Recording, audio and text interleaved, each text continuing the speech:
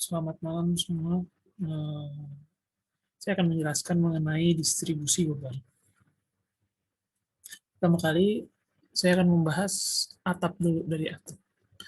Atap, kalau perencanaan struktur atap, atap direncanakan menggunakan struktur kuda-kuda baja dengan menggunakan bentuk limasan. Perhitungan struktur atap didasarkan pada panjang bentang kuda-kuda. Selain itu, juga diperhitungkan terhadap beban yang bekerja, yaitu meliputi beban mati, beban hidup, dan beban angin. Nah, ini adalah jenis-jenis struktur atap. Itu ada 6 jenis. Selanjutnya adalah portal. Portal itu terdiri dari balok dan kolom. Nah, untuk perencanaan dari portal itu sendiri, struktur portal adalah struktur yang terdiri dari balok dan kolom yang dibebani muatan di atasnya.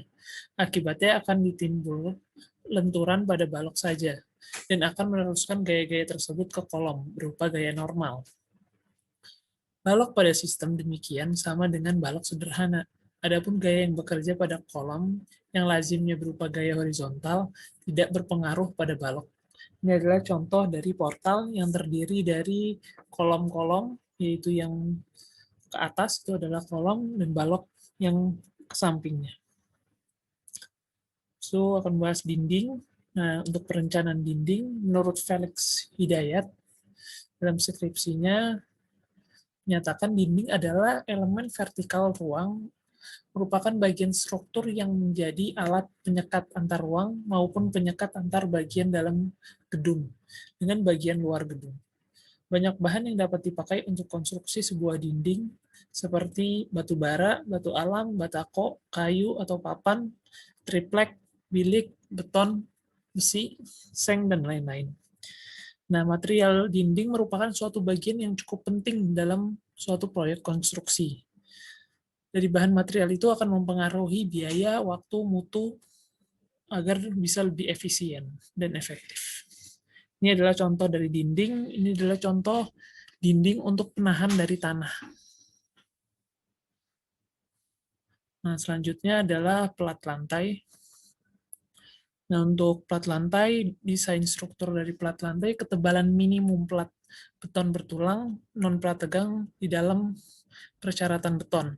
Itu adalah struktur untuk bagian gedung diatur oleh SNI 2847/2013, diatur dalam pasal 9.5.3. Pada kondisi real di lapangan, ketebalan pelat lantai gedung ditetapkan secara empirik sebesar 12 cm.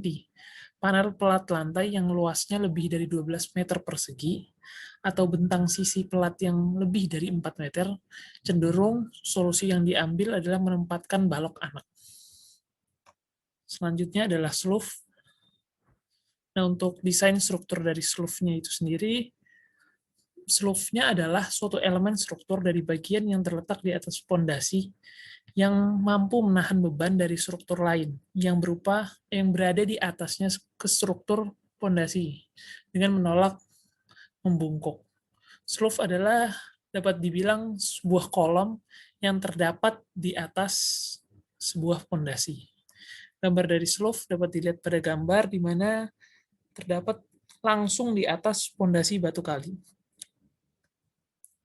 Nah, untuk selanjutnya adalah fondasi itu sendiri.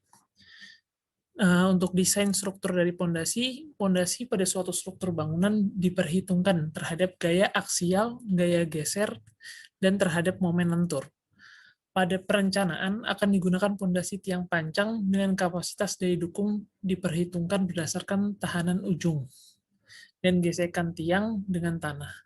Pemilihan jenis fondasi dapat dilihat berdasarkan yang pertama adalah kondisi dan karakteristik tanah. Yang kedua adalah beban yang diterima fondasi. Yang ketiga adalah biaya dari pelaksanaan. Ini adalah contoh dari fondasi, di mana fondasi tersebut adalah fondasi batu kali. Nah, selanjutnya adalah jenis-jenis dari fondasi. Nah, fondasi itu paling sering digunakan adalah ada dua, yaitu fondasi menerus dan fondasi cakar ayam. Fondasi menerus adalah fondasi yang ada di gambar yang besar ini, di mana seperti fondasi cakar ayam tetapi berada di sepanjang slope. Nah, untuk penyaluran dari bebannya sendiri, yang pertama beban vertikal akan terkena oleh atap. Dari atap akan bergerak ke kolom-kolom. Dari kolom-kolom itu akan menyebar ke bagian balok-balok pada bangunan. Dari balok itu setelah menyebar akan balik lagi ke kolom di lantai bawahnya. Habis itu akan menuju pada slope.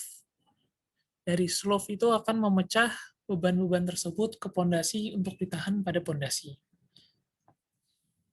Nah, ini adalah daftar pustaka dari presentasi kali ini. Terima kasih.